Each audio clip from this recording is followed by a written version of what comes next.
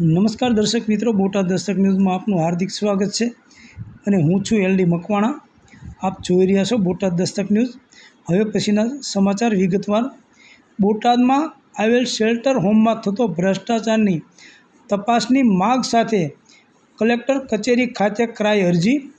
બોટાદ જિલ્લા કલેક્ટર કચેરી ખાતે અરજી કરી બોટાદમાં આવેલ શેલ્ટર હોમમાં થતો ભ્રષ્ટાચારની તપાસ કરવાની માગણી કરતા કોંગ્રેસના બોટાદ શહેરના ઓબીસીના પ્રમુખ સિકંદરભાઈ જોખિયાએ તપાસ કરી કસૂરવાર સામે પગલાં લેવા માગ કરી છે.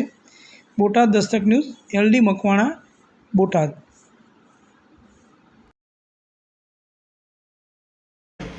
આપનો પરિચય? મારું નામ સિકંદર જોખિયા, બોટાદ કોંગ્રેસ ઓબીસીનો પ્રમુખ છું. હવે આપના દ્વારા કોઈ અરજી કરવામાં આવી છે કલેક્ટર સાહેબમાં, એ બાબતે શું આપ કહેવા માગો છો? જી બિલકુલ. કલેક્ટર સાહેબને મેં એ બાબતે અરજી કરી છે કે બોટાદમાં ઘણા સમય પહેલાં એક ગરીબોને, જે રખડતા ભટકતા લોકો એને ખવડાવવા રહેવા માટે શેલ્ટર હોમ બનાવવામાં આવ્યું છે. ત્યાં ભ્રષ્ટાચાર થતો હોય તેવી અમને જાણ થઈ, એટલે અમે ત્યાં તપાસ કરવા ગયા. અમે તેની પાસે રજિસ્ટર માંગ્યું કે ભાઈ તમે લોકો કેટલા લોકોને જમાડો છો, શું જમાડો છો. એટલે રજિસ્ટર તો ન દેખાડ્યું, પણ ઊંટાના ભાજપના કોઈ આગેવાનો દ્વારા તે જ્યાં જે કર્મચારી ત્યાં કામ કરતા હોય કે કોઈ ભાજપના કાર્યકરો હોય તેના દ્વારા એનામાં ફોન આવ્યો ને અમને ઊંટાના ધમકા મળે તમને કોને પૂછીને અંદર કર્યા.